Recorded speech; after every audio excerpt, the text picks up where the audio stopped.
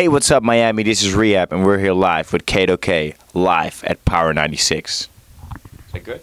Yeah.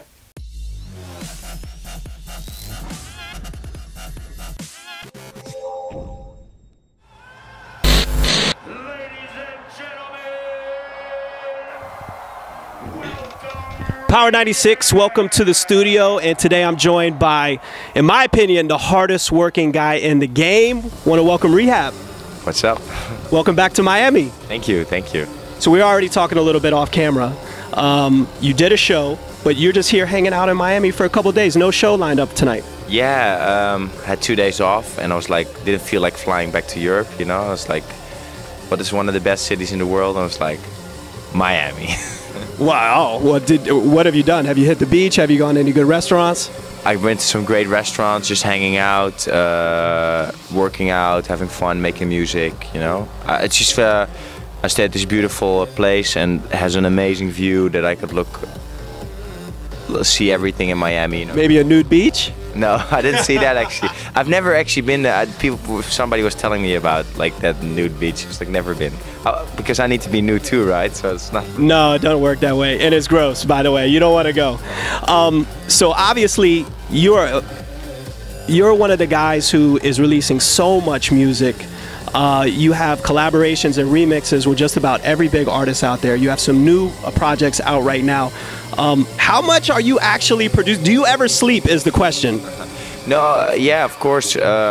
Sleep is very important, first of all, you know, like my 8 hours. But I mean, the day, I always see it has 14 hours, you know. And music is my love, my hobby. So I don't consider it as work. So I just work minimum 8 hours a day on music, you know, like. You work minimum 8 hours a day on just exclusively music, you think? Yeah, 100. Almost like let's say 8 times 7. That would be at least 50 plus hours a week, 100%. And a lot of like young producers. We were talking a little bit about how many young kids are getting into production. Do you have a formula down where what's the time frame to get a track done from your original concept to mix down, master? I think it's 100 plus hours. But you know what it is? Many times the biggest waste of production is working on the wrong idea. And in the years past, I've mastered more that leave the wrong idea alone and don't try to, like, it's sort of like, I don't know, man. It's maybe when you build a car or something and you have the wrong parts from the start, it's never going to be a good car, you know? And even if you put a shiny kit on it and the beautiful paint job, the car's not going to be great. And I'm not saying that my stuff is great, but I've just learned like, okay, this is not a good enough idea, leave it. Because many people get emotionally attached because when you work on something for 20 hours, you'll be like, oh, I need to finish this. And that's what I've learned to master. Like. So basically, if you're working on a project, you're working on a concept, and you're trying to force it, just leave it alone. It actually happened this week again. I'm working on a remix for a really big artist. And I had an initial idea and was there for a month, and every time I was like, I think it's good, and something in the back of my mind was saying, maybe not. And then I start working on it and putting those, let's say 100 hours on it, because maybe the initial idea takes a couple hours to make, and I put like 50, 60 hours in it, and then I was like, okay, this is not gonna work, I need to start over. And that 50 hours is so valuable, because that's just a waste of time. Let's talk about a current project. You have you hooked up with the Nervo twins and also Ayah Marar, who was on Calvin Harris, Thinking About You. Talk a bit about how that project, Ready for the Weekend, how that project come about. I mean, the record, we recorded it like 2 years ago, initially with the Nervo vocals, and we were looking for vocals for so long. And I remember being with Calvin in the studio last year, and I was like, I got this record, but I can't find the right vocalists. Let me introduce you to Ayah, and we got introduced, and you know, we did some sessions and we changed some bits to make it fit correctly for her, and we made 2 versions, one for like really for the clubs and one more for the radio.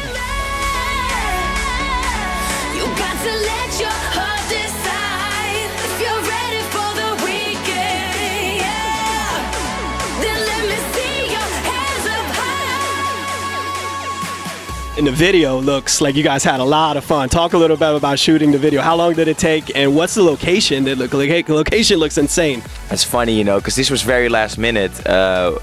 We were like obviously everybody has like competing schedules, and we were in LA, and me and Nervo were in LA at the same time, but Ayah wasn't there, and we're like, we need to shoot it, and the summer tour was gonna go on, and I was like, we can't shoot a video then. And then we found a director and said like, can you write something that's amazing, but Ayah needs to be in it. So it's really cool. We made a storyline in a villa that we rented, and somebody's holding a TV on it with green tape on it, and then we recorded Ayah back. So we got creative. You know? She was green screened into the TV while you guys are partying in the villa. She was just in a boring studio. We were having. Wow. So who got the raw end of that deal, right? Yeah, but I mean, you got to do what you got to do to make it happen, because you know, like. But I really like how it turned out, and it was very organic. You know, we were actually having a good time.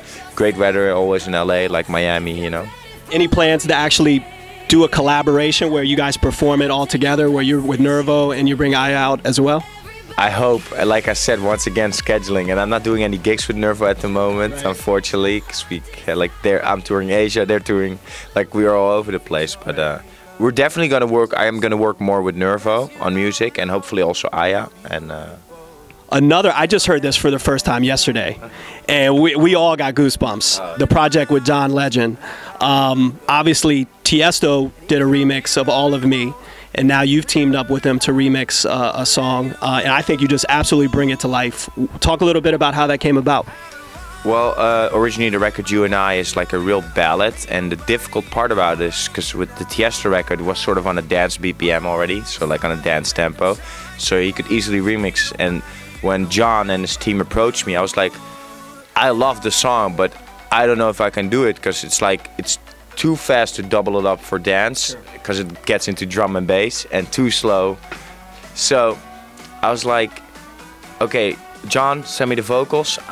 So I took the vocals and I started changing the rhythms on the vocals. Like it took me forever, melodyning it and like cutting up the tempos. And then I made a new record, and I told John, you know, like I have an initial idea. It's really good, I think, but I'm not gonna finish it. Like I'm not gonna put 100 hours in if we cannot re-sing it. And John was on tour, and we were like, I think it can turn out great if you have the chance to re-sing it. And he loved it, and he did that. Yeah. How long have you been producing music? Like what, you know, did you take music theory as a kid? Did you take piano lessons? No, I've not taken any theory. Even now I still study sometimes. I'm like, hey, because what it is, a friend of mine is a real good piano player, and I'm like, what are these chords going on? I'm like, you know, so I learned by ear. I just think when it sounds naturally good, it's good. But the good thing I've learned by learning not too much about theory, because this guy obviously can play piano very well, but he cannot make records. And he tells me always, how do you come up with it? And I'm like, dude, you're such an amazing piano player. But they, you know, because they are stick to certain rules and ideas, you know, and we just get creative. Do you see your sound has evolved over the years? I think when you first got started, you were classified in that Dutch, the dirty Dutch sound at the time. Now you've seen kind of like the deep house revival. Where do you see R3hab sound going? Are you constantly, because you've done Sweet Nothing was essentially a dubstep type remix.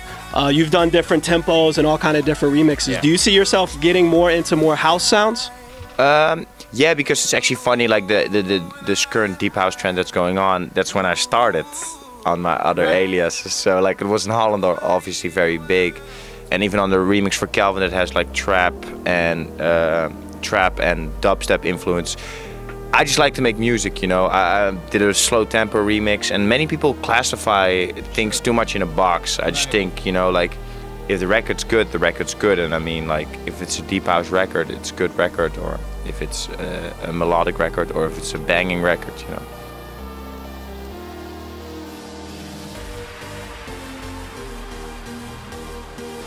So R3hab, what's your favorite strip club in Miami? Never been to one. Man, you're killing me! Favorite restaurant? We recently went to Wolfgang Steak. It was really good. Is there, okay, when you come to Miami, do you, have you had like sushi?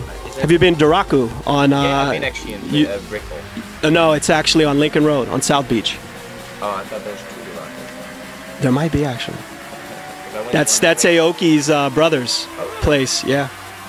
Yeah, Duraku and Lincoln. For discounts.